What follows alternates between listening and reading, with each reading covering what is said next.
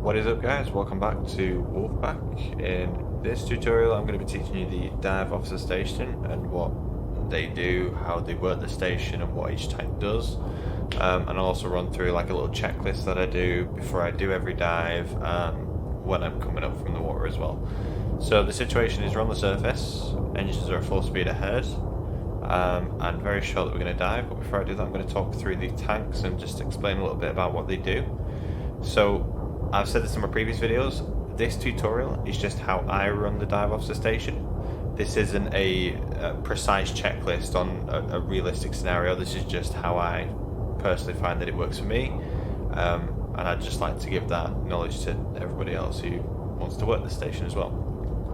So the dive officer station is relatively straightforward to do, just requires a few little things, but once you see this video and you've gone through it, you'll get the hang of it pretty quick. So you've got 3 tanks on board. You've got the ballast tank here, you've got your trim tank, and you've got your negative tank here.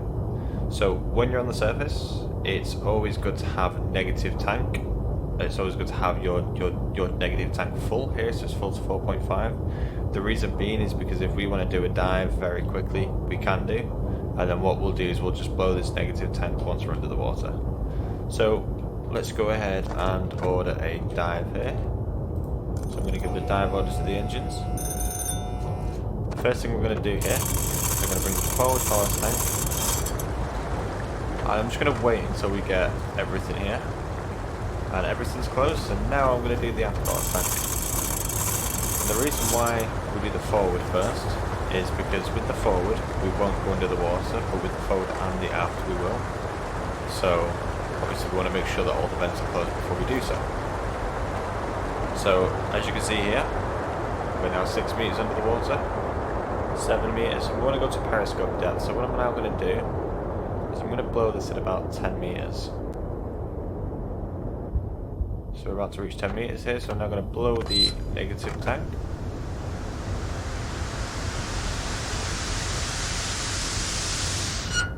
There we go.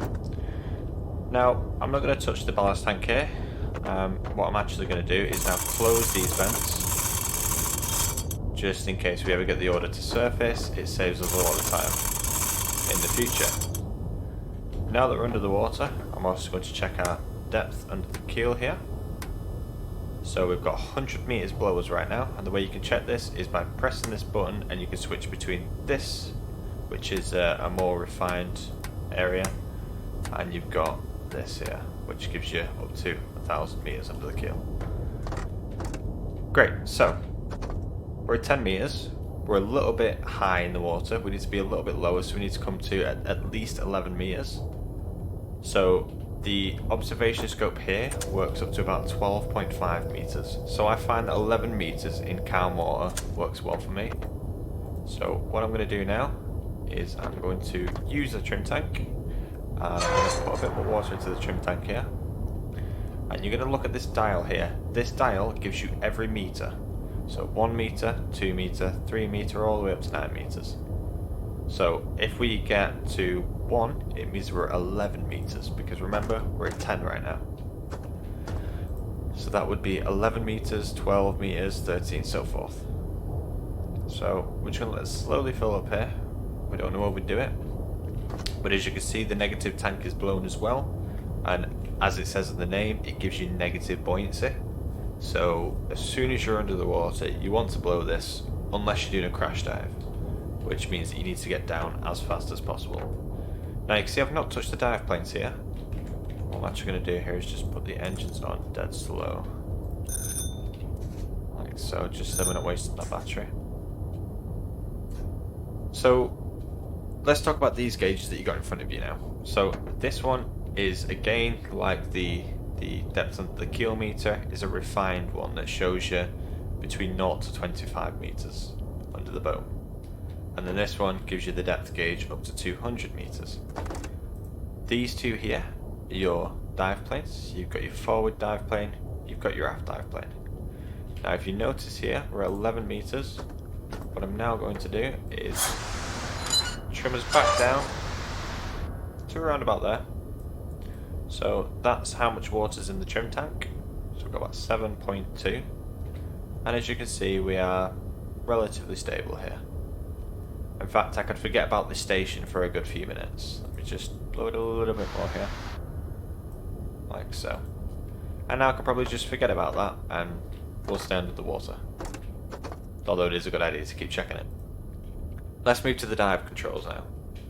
So, if we move the forward dive plane down and the aft dive plane down here, you'll notice that the boat's tipping downwards. Now, that application is good to use when you're going between slow speed and full speed. It's great to have your dive planes like that, because that'll give you the best application under speed. However, if we're at a dead slow, the best way to go down in the water is by having your aft dive plane up and your forward dive plane down. And you'll notice here, we're still sinking. And a good thing to do as well is to time how long it takes to pass a meter as well, so that you know how fast you're going. So at 7 meters, I'm going to start timing all the way up to 8 meters. So right now under dead slow we're doing 1 meter every 6 seconds. And if you notice, if I put the dive planes all the way down, so 6.25 seconds it was, and we're at dead slow. And if I time this again,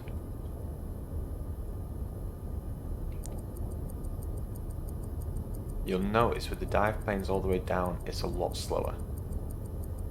So we've already passed the 6 seconds here. And that was 13 seconds per meter. So, as I said, when you're at dead slow, you want your aft dive plane up, just to give you that best application of going down. And you see we're rising a lot quicker now. Oh, we're going down a lot quicker, should I say. And obviously, because we're at a neutral buoyancy without the dive planes, if, for example, you ever wanted to level off here, you just bring your dive planes back to 0. So the general consensus, if you're at slow speed plus, down is down, up is up.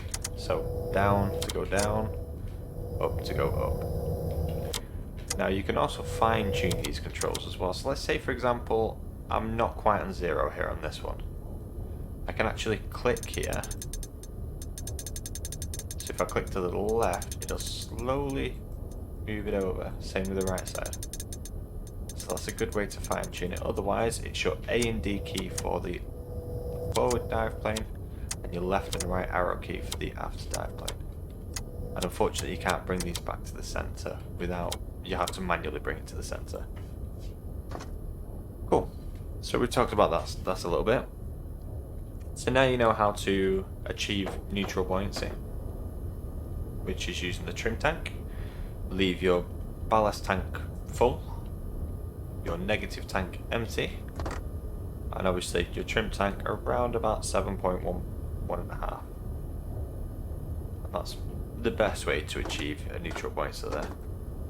And you'll notice obviously we can't see anything here either, because we're under the water, so we might as well bring that periscope down.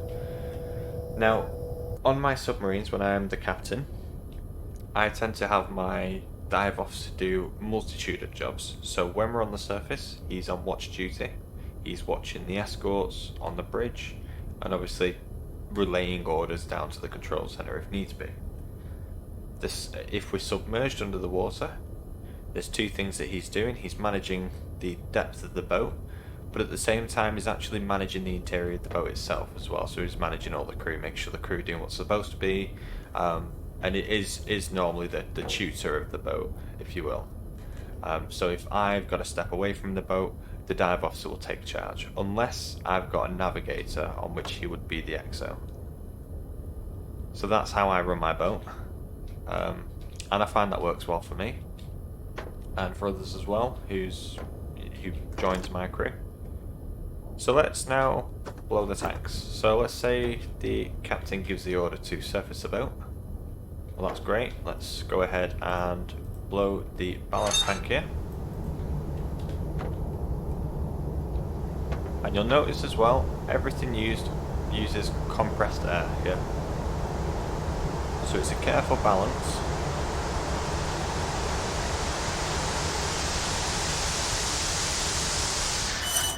very careful balance with your compressed air. And you'll see we're now on the surface. And we're actually going to buoyant back down a little bit because we surfaced a little bit too quickly. But we'll come straight back up again. So, it's always good to blow your negative when you're just below the surface. And the reason being is because the deeper you go, the more air you need to push into those tanks in order to...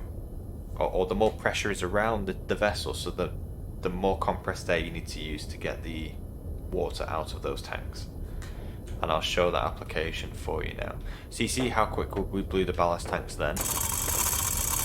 Let's go full speed ahead just to get us down. We're going to do a crash dive now.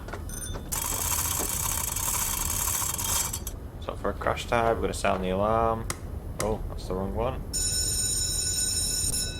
There you go. And now we're going to go full down into the water. Now you've got this blue gauge here as well, that tells you the buoyancy here.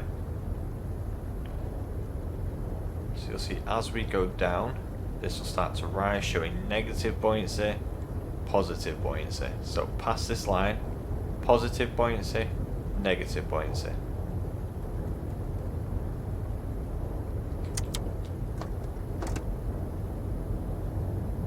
Why am I not filling up with water here?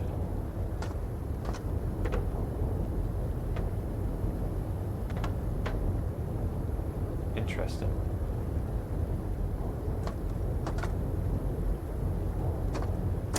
Hello?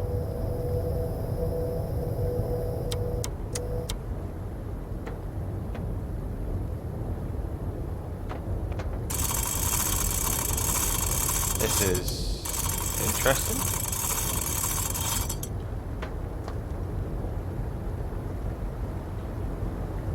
Okay, now we're filling up.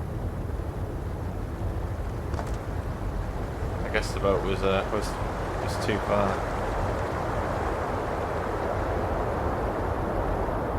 There we are. And you can hear it filling up as around you as well, because the tanks are on either side of you. So you've got a tank basically behind this panel, going all the way around the side, and another one around the side of here, on each side of the ship.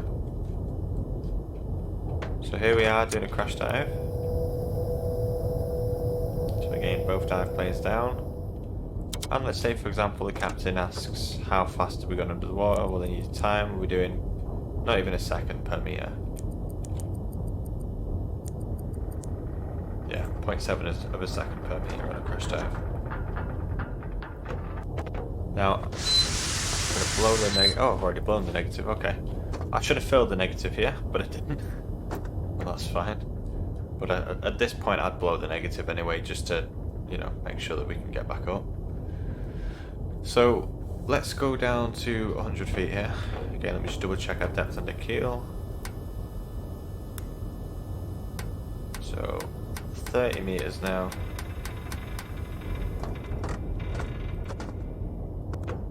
Okay. So I'm going to level off around about here. Watch how long it takes for me to blow this ballast now that we're down this much. So I've just started blowing. You'll see how much compressed air is being used here on this gauge. And you see we're barely scratching the surface. Probably because I've got the tanks open. Let me close these real quick. But again, we'll still barely scratch the surface. There you go. So it takes a lot longer.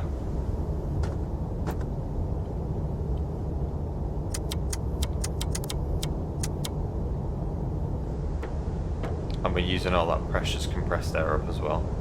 So you always want to plan for you want to plan ahead.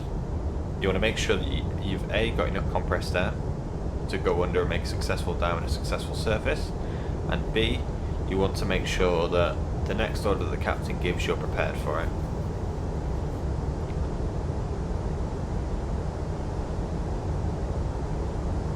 So we are now rising. So what I would do now is I would actually shut this off now because we are rising. And I'd just let us rise on what we've got here. And you'll see we're rising by 2 seconds a meter. Now, let's see what would happen if I filled up the negative tank again.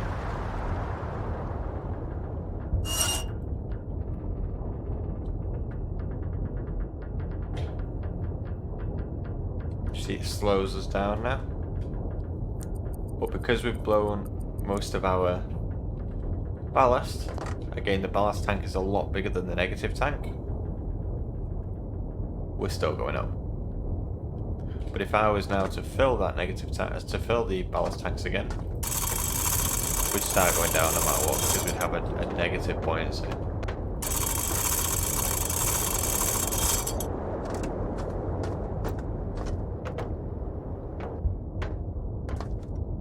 Like so. And then again, you can time how fast into the water you're going.